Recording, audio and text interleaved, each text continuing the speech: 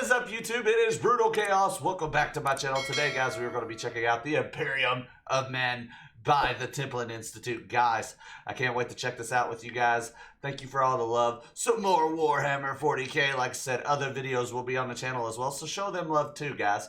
Also, I stream on Twitch and have other socials if you want to see more of me, and I'm part of the Reapers of Fate. So, guys, all those links will be in the description below. Let's pull up this video. Let's freaking do this. I want to check out the Imperium of Man. Let's go.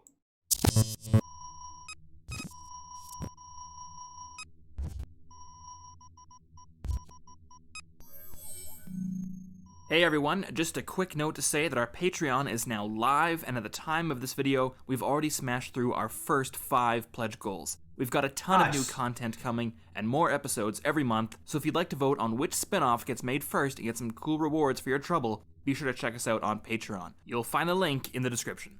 Thanks. Let's go.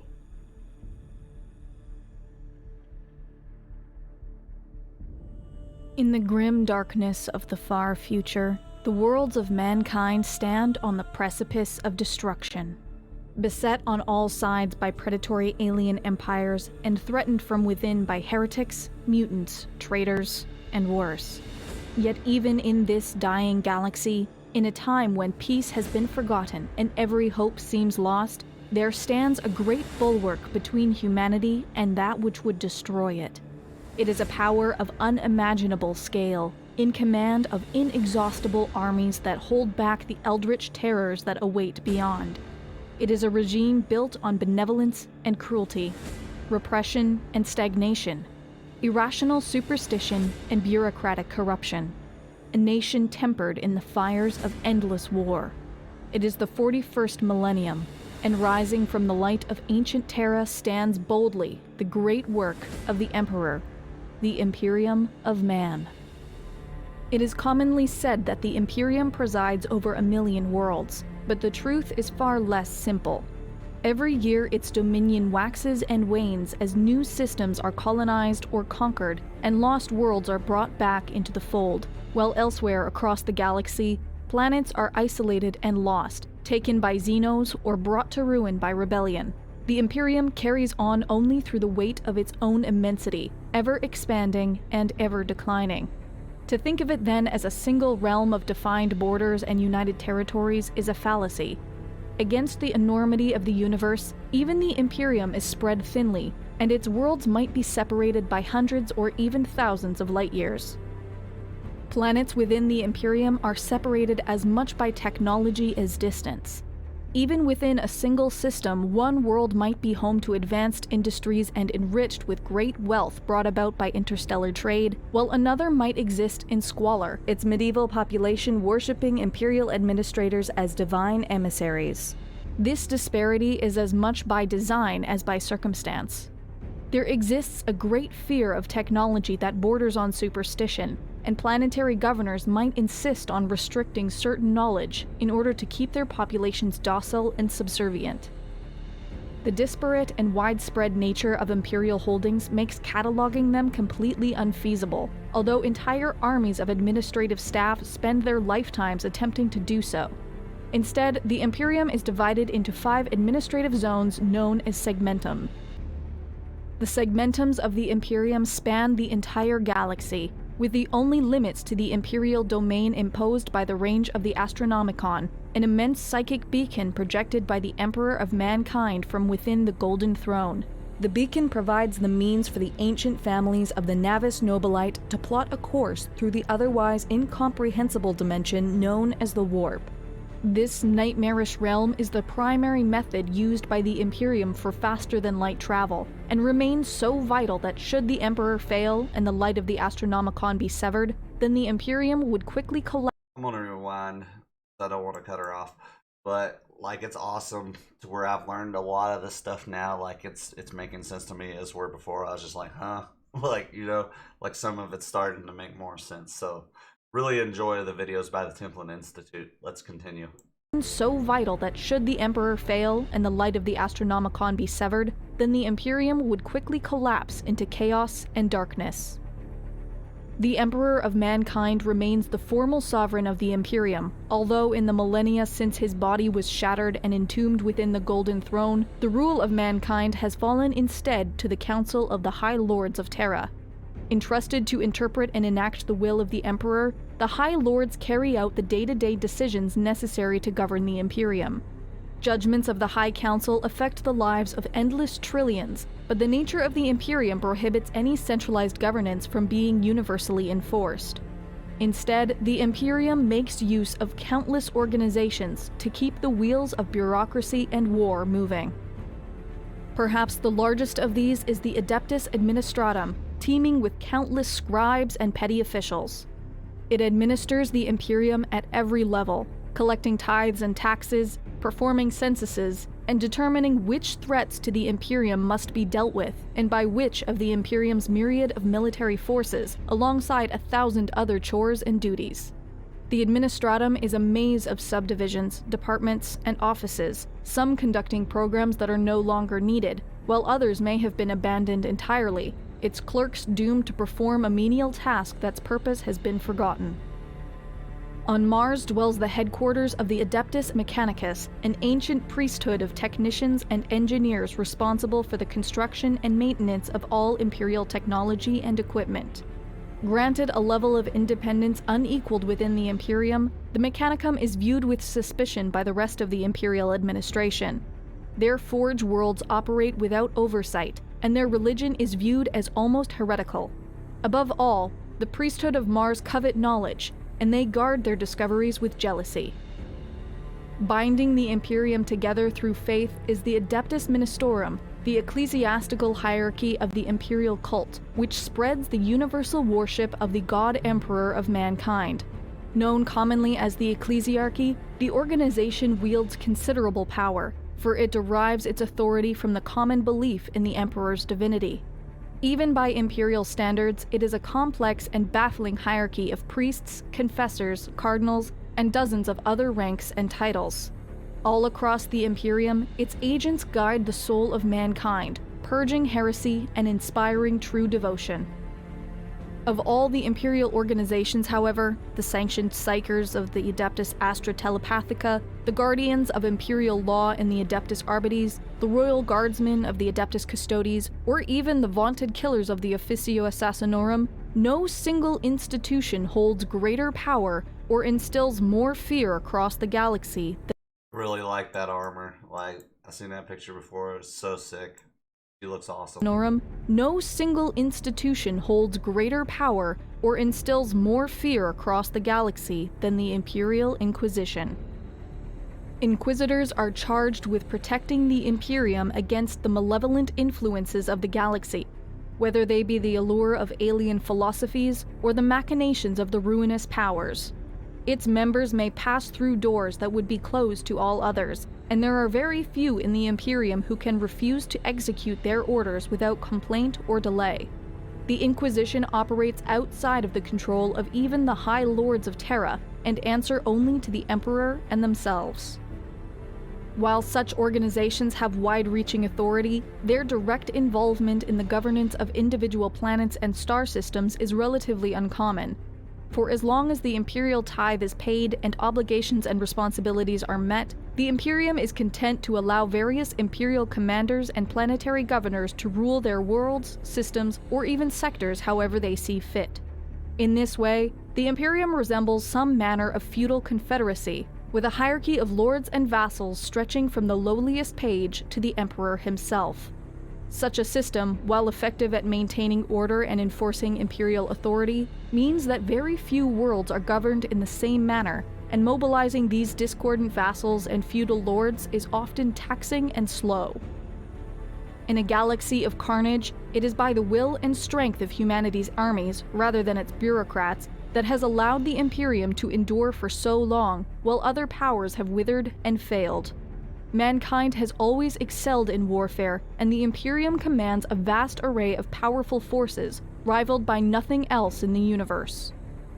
The backbone of imperial strength is the Astra Militarum, also known as the Imperial Guard.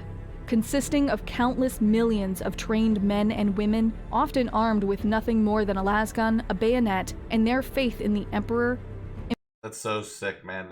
The Imperium of freaking man, just goes in as men, just so many of them. It's so cool. I love that about the Imperium. And women, often armed with nothing more than a lasgun, a bayonet, and their faith in the Emperor. Imperial Guardsmen can be found in nearly every garrison and battlefield. They are the first line of defense and the focal point of any crusade.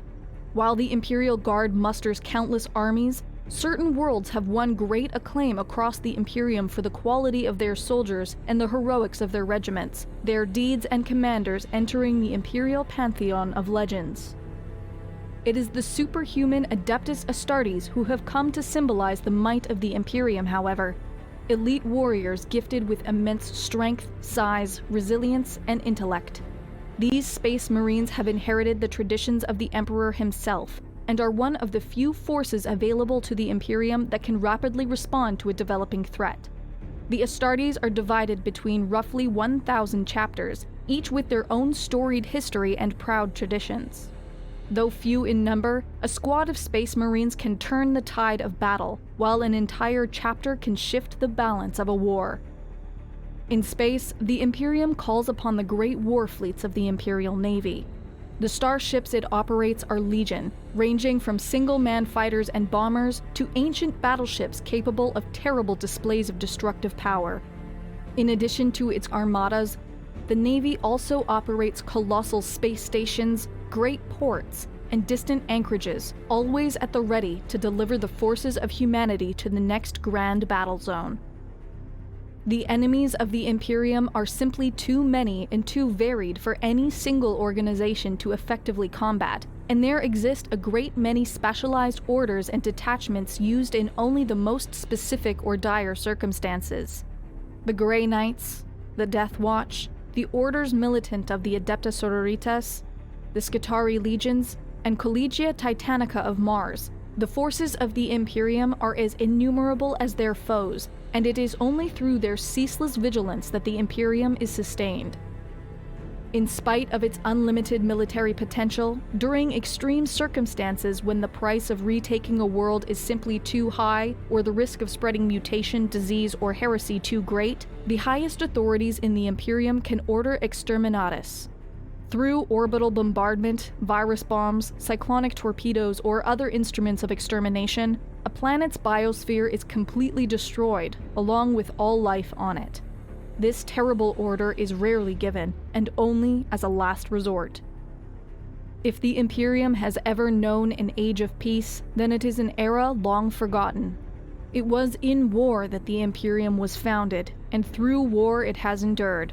In the 30th millennium, from the terrors of the Age of Strife, when anarchy, war, and destructive technological regression brought man to the edge of extinction, there arose the Emperor.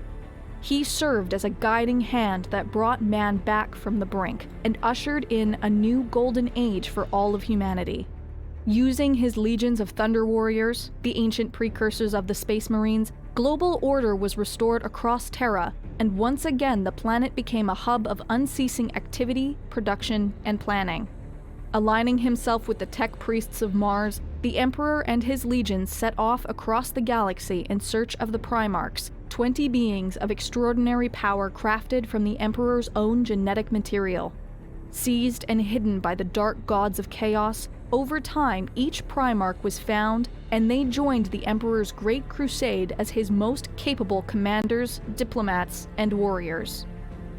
Thousands upon thousands of human worlds were liberated and united under the Imperium, but in this moment of triumph, as the Emperor worked in secret to bring about his greatest gift to mankind, the galaxy descended once more into chaos and war.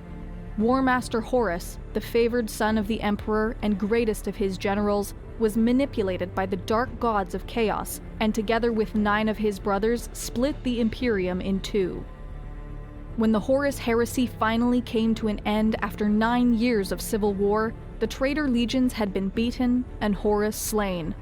But the effort had laid waste to much of the Imperium, and the Emperor, mortally wounded in his last great confrontation with Horus, was sealed inside the Golden Throne, now physically broken with only his immense psychic will remaining. In the millennia since, the dream of the Emperor has wilted and died. The promise of knowledge and understanding has been replaced by ignorance and fear. Endless war is now the purpose of the Imperium, and each century brings grave new threats and short-lived triumphs. Orc warbands spread unchecked across the stars. Tyrannid hive fleets circle the galaxy like predatory sharks, all while ancient and young races alike work to usurp the Imperium's position of... Dude, it's all mad now. Like, everything's just crazy. Like, after everything that happened with the Emperor, everything just went, like, the super chaos, basically. And young races alike work to usurp the Imperium's position of superiority. Even the light of the Astronomicon has begun to flicker and fade. In the aftermath of Abaddon the Despoiler's 13th Black Crusade and the fall of the Cadian Gate, unprecedented warp storms now stretch across the galaxy, and the Imperium is once more split in two. Traitor legions and alien armies besiege countless worlds. Entire sectors have disappeared into the abyss, and few dare speculate what nameless horrors run rampant in the weakened and isolated corners of the galaxy. Worse still is the knowledge secretly reported to the High Lords of Terra that the mechanisms of the Golden Throne have begun to fail, and the knowledge necessary to repair them has been lost. Before being executed for their heresy, prophets across the galaxy say now is the time of ending, when the Imperium will finally collapse into a trembling collection of shattered realms before being swallowed up by the encroaching darkness. Yet rumors abound that legends thought lost to time have been reborn. There are whispers that hidden vaults on Mars have been unlocked, and powerful new soldiers and armaments are now fighting across the galaxy. If now is truly the time of ending, then the Imperium is not content to stand idly by. Across the worlds of the Imperium, new crusades have been proclaimed, great armies raised, and mighty battle fleets armed and sent forth against the enemy. For in the grim darkness of the far future, there is only war.